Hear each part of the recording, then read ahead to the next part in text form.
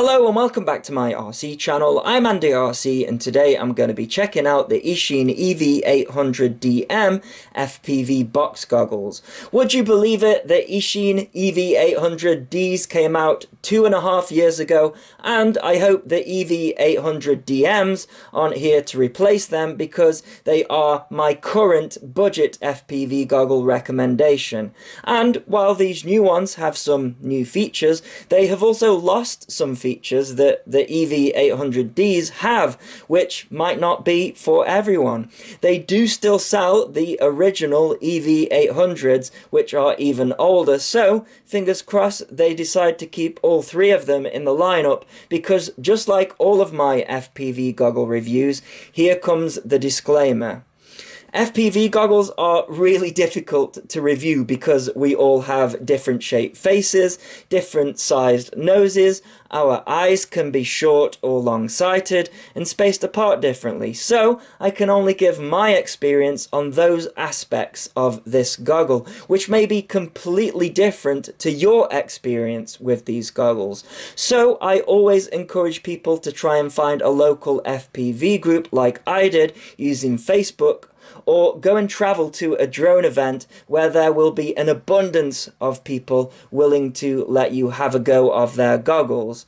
That being said, there are a couple of things which are almost a given when comparing box goggles against compact goggles, and that is, in most cases, box goggles are usually just a modified single screen FPV monitor, but in a box, hence the name, and they are usually using some kind of lens, in this case a Fresnel lens, to enlarge the image.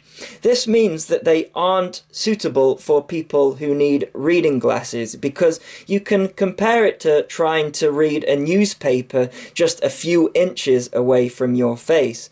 Now, it's the opposite for compact goggles because they have individual screens and the optics require your eyes to look further into the distance, so they are less suitable for people who are short-sighted.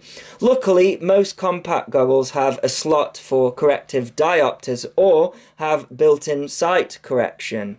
So what's the difference between the old Eachine EV800Ds and the new Eachine EV800DMs? Well, the first one is that the new goggles are lighter at 350 grams, whereas the EV800Ds weigh 410 grams. And while that might not sound significant, you can see that the faceplate of the 800Ds is much smaller, but it then tapers out, which can cause them to flop around on your face when you aren't flying.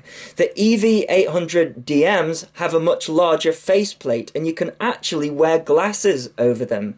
They don't flop about, and because of this, they are very comfortable on the face, more comfortable than the EV800Ds, and I'm getting zero light leak, whereas with the 800Ds I do get a little bit through the sides and the nose.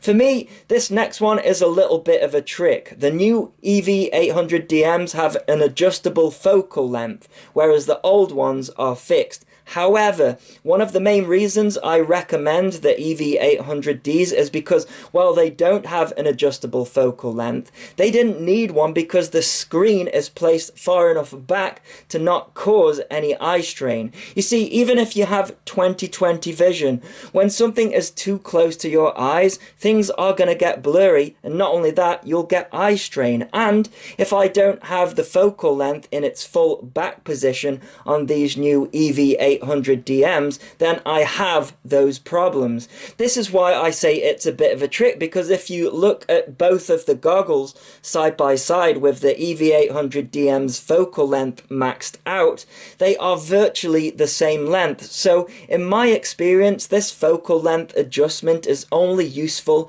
when packing up the goggles to take up less space in my backpack. Interestingly, you can buy separately an upgraded lens for these new goggles that supposedly makes the field of view even bigger. Looking at how cheap they are as an accessory, I can't understand why they haven't included them in the package. They don't seem to be a replacement for the stock lens, because if you look inside the goggle, then you can see the mounting holes. The next thing they have changed is the ability to unclip the faceplate, which turned the EV800Ds into an FPV monitor. They've also gotten rid of the adapter that allowed it to sit on a tripod. This did make the EV800Ds useful for spectators, but personally it's not a feature that I've ever used, and I think the faceplate being smaller and then it tapering out is the compromise that gives the EV800Ds the ability to be an FPV monitor. So I'd rather have the bigger faceplate and them not flopping around on my face than them also being an FPV monitor. Another big change is the screens that they are using. It's now only a 3-inch LCD panel with a quoted native aspect ratio of 4:3, which cannot be switched to 16:9, whereas the EV800Ds have a 5-inch panel with a native aspect ratio of 16:9, which can be switched to 4:3. The smaller panel results in a smaller field of view as well, which I will put up on the screen. The specs say that the resolution of the EV800DMs is higher at 900 by 600, which I think is pretty accurate, although that would result in an aspect ratio of 3:2 and not 4:3. But either way, I have them both here and I can spot pixels looking into the older goggles, and I can't do that with the newer ones. This could just be down to the pixels being smaller, but as a 4:3 aspect ratio preferred pilot, I would pick the image of the newer goggles over the older ones, and I think the picture is brighter as well. But as a reviewer, I think it's a mistake for them not to add a 16:9 option to cater for everyone. The built-in battery has a larger capacity than the older goggles at 2000 mAh. However, it's only a high volt 1S LiPo against a 2S 1200 mAh LiPo in the older goggles. And from my testing, the runtime is about the same at around 2 hours. The goggles are still using a DC jack to charge them, although this time rather than a direct wall plug, it has a USB connector on the end which fits into a provided wall adapter.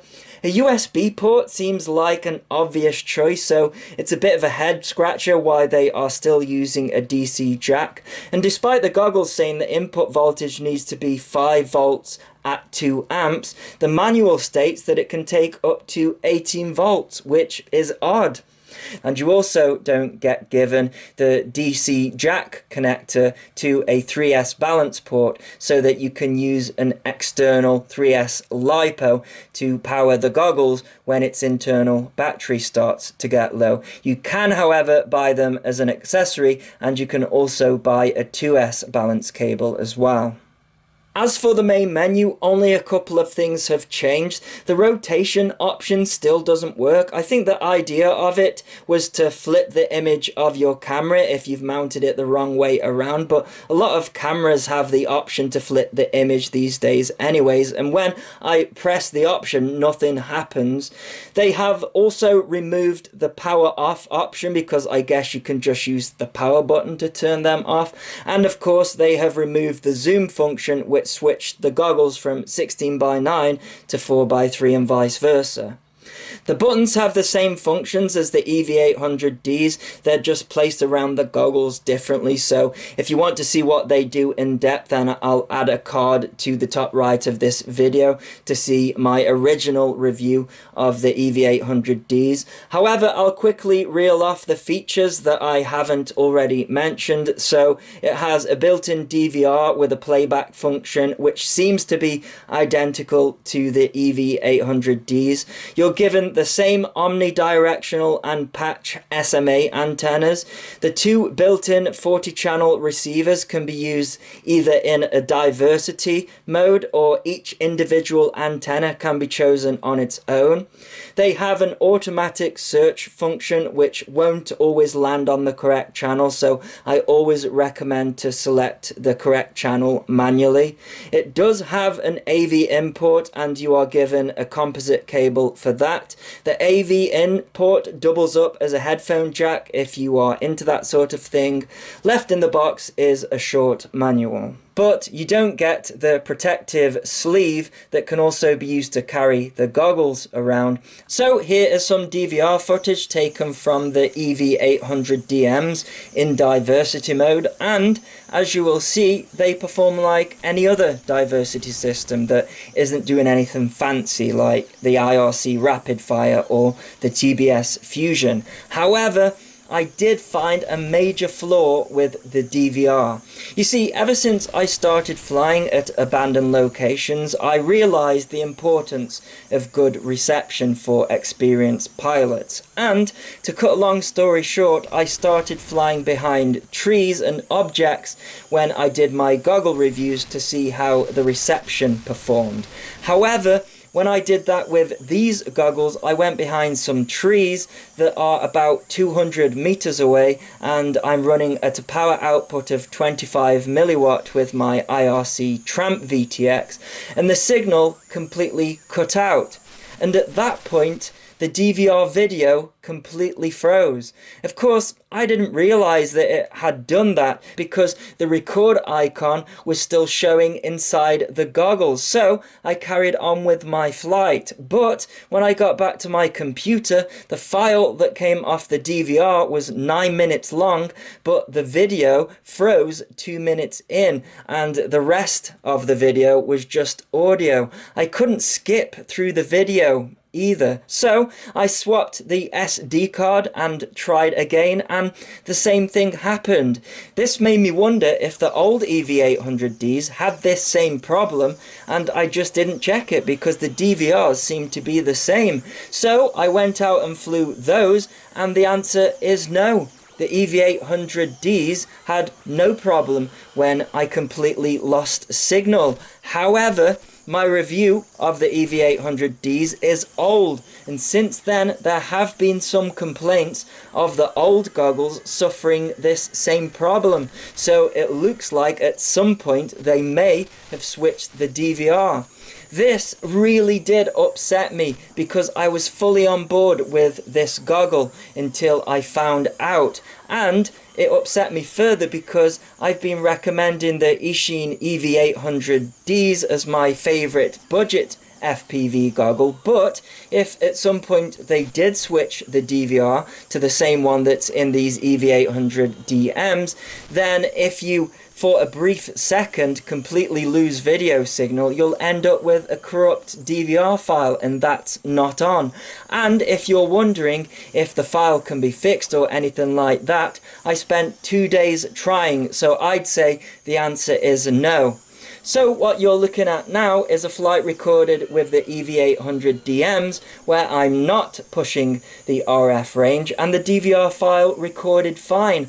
But I'm afraid to report if you do push the RF range with these goggles, and possibly the older EV800Ds, you might end up with a corrupt DVR file.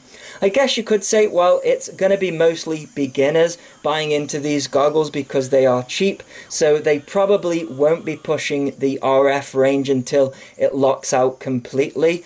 And I could only find 2 people reporting this problem with the older EV800Ds, and the more experienced users who do push the boundaries will want to be using the IRC Rapid Fire or TBS Fusion anyways, so perhaps it's not that big of a deal. I don't know. You guys are going to have to let me know in the comments what you think. And in the meantime, I'll speak to Eachine about the problem because maybe it can be fixed with a firmware update. But for now, I can only recommend both of these goggles for beginners who might fly around a couple of trees and get away with the DVR not completely locking up. But until then, I'll leave it there, and as always, thanks so much for watching. Please continue to subscribe. Cheers.